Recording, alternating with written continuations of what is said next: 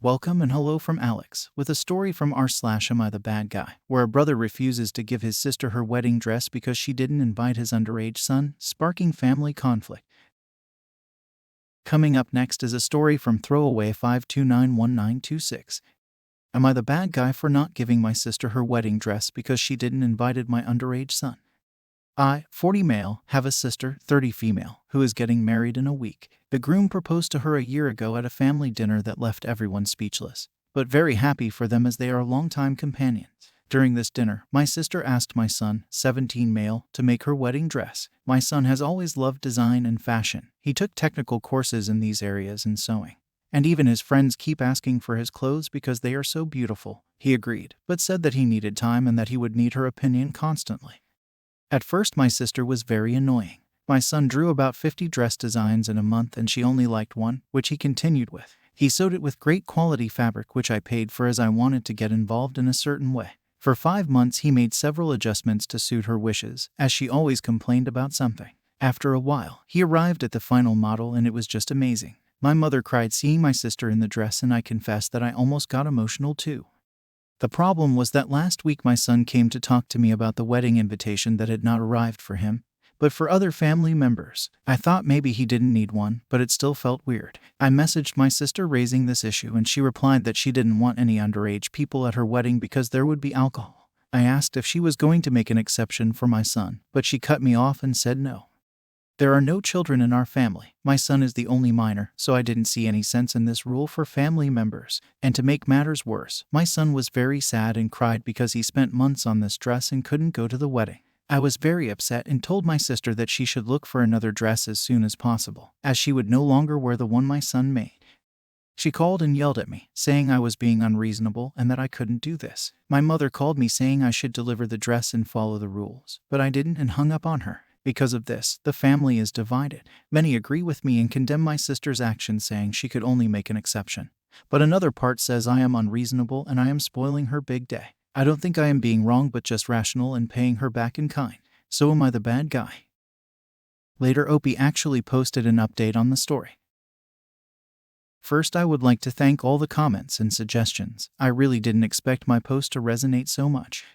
I talked to my son about the suggestions you guys gave me and he agreed to sell the dress at market price. He calculated the price of everything and the value was quite high. We sent the proposal to my sister and she hated it. She said she couldn't afford it because it was too expensive and it should be a gift because she is family. I responded by saying that it was too easy to say she was family to get a free dress, but not enough to include my son. She cried on the call and begged me not to ruin her day, but I didn't call because that to me was bullshit. At no point did she offer to just let my son go or apologize for it.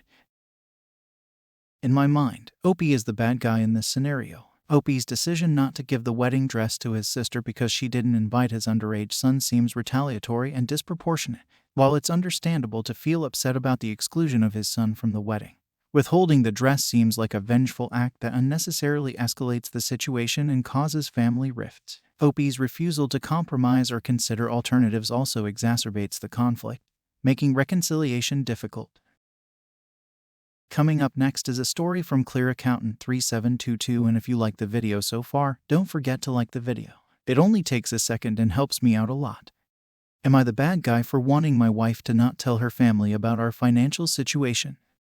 I recently found out I will be inheriting some properties and a significant amount of money. I told my wife but made it clear that this is only between us and she's not to tell anyone, especially her big mouth sister. I don't want anyone to know about the inheritance, invest almost all of the money, hire a property management company, and intend to keep our current lifestyle. Last night at dinner with her parents and siblings, her father congratulated me on my impending windfall and my brother-in-law pulled me aside to ask about the houses I'll be receiving. He and his wife, my wife's big mouth sister, have been saving for a house but haven't saved enough yet and their credit scores are low. I was very angry with my wife the entire night, but I kept it in check. On the drive home, I yelled at her. I admit it wasn't my finest hour, but she did the exact thing I told her not to do. She argued that my secrecy demand was not right and that she had the right and duty to tell her family about our financial situation because it is also her financial situation. We argued for hours, so when I finally had enough, I told her she can't be trusted to keep our secrets and that I am not telling her anything else about the inheritance from this minute on. I said that in the heat of the moment, but the more I think about it, the more it makes sense. She tells her sister everything, and whatever her sister knows, everyone knows. I don't want the entire city to know what's going on with our bank account. We're due to meet our attorney and later a financial advisor next week, but I think I'll change that appointment to just me. Just to be clear, she's free to discuss anything with her family. I've only had 2 topics she's not allowed to talk about: my health and our finances. In my view, Opie is not the bad guy in this situation. It seems like Opie values privacy and wants to keep the details of the inheritance confidential, especially considering his wife's sister's tendency to share information. While his reaction might have been intense, his desire for financial privacy is reasonable. Opie's decision to limit information on certain topics doesn't necessarily make him the bad guy, but rather someone who values discretion in certain aspects of his life. That wraps up our Am I the Bad Guy? If you enjoyed this content, make sure to visit my Spotify channel, link is in the description, so you can listen to the best Reddit story while being outside, and remember to hit that subscribe button.